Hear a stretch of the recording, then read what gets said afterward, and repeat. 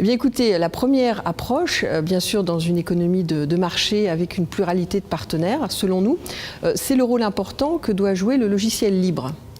Et pas uniquement de manière abstraite, c'est-à-dire que nous pensons que l'État peut avoir un rôle dynamisant qui serait avantageux pour tout le monde afin d'aider à concevoir un certain nombre d'outils qui pourraient être considérés comme ensuite un bien commun, un certain nombre d'applications qui pourraient être appropriées par les différents citoyens et qui pourraient être utilisées, si vous voulez. Ce serait la première forme de la souveraineté, ce que j'appellerais une souveraineté citoyenne qui n'est pas contre les entreprises mais qui est dans un contexte d'émulation globale. Un deuxième aspect de la souveraineté est extrêmement important, il est relié à la confiance. Où vont être localisées les données personnelles? Est-ce qu'elles sont localisées en Europe? Est-ce qu'elles sont localisées sur le territoire national? Si elles sont localisées sur un autre territoire, par exemple le territoire américain, quelles sont les lois applicables? Et donc, si vous voulez, là, il y a une dimension qui est à la fois une dimension internationale et une dimension stratégique de localisation des données. La donnée, on l'a vu tout au long de cette matinée, et dans le secteur du numérique, est quelque chose de vital.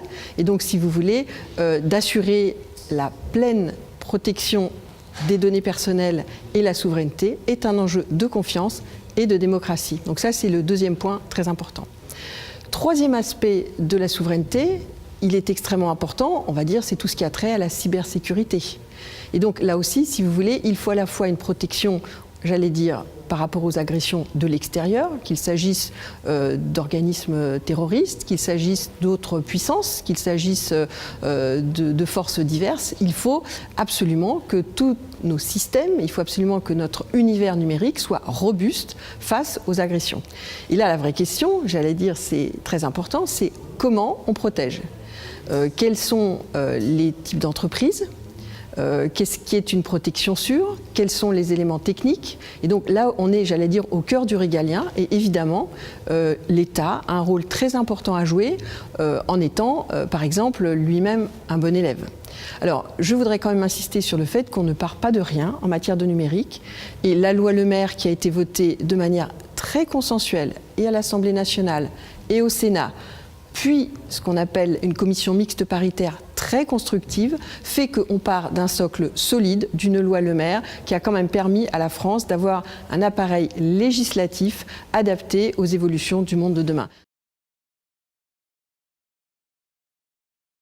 Si vous voulez, le numérique, on l'a bien vu, c'est une révolution économique, c'est une révolution sociétale, c'est une révolution qui est en marche. Le danger peut venir d'où on ne l'attend pas. Si vous avez une part croissante de la population qui n'a pas confiance, qui se sent exclue, par exemple, parce qu'elle n'a pas accès au très haut débit, eh bien, le danger en matière de souveraineté, ça n'est pas toujours l'autre, ça n'est pas toujours l'extérieur. Cela peut venir, si vous voulez, d'un déficit démocratique où un certain nombre de nos concitoyens ne vont pas se sentir concernés par cette révolution numérique. Ils vont se sentir mis à l'écart. Et donc là, il y a un réel enjeu, si vous voulez, de démontrer à tous nos concitoyens que le numérique est une chance et que ça n'est pas uniquement quelque chose, si vous voulez, qui facilite la vie quotidienne. Donc, selon nous, si vous voulez, la question de la souveraineté est celle qui est première, c'est celle qui va permettre ensuite de décliner toutes les autres questions, tant en matière de culture, éventuellement on le voit bien, que dans le domaine de la recherche et de l'éducation.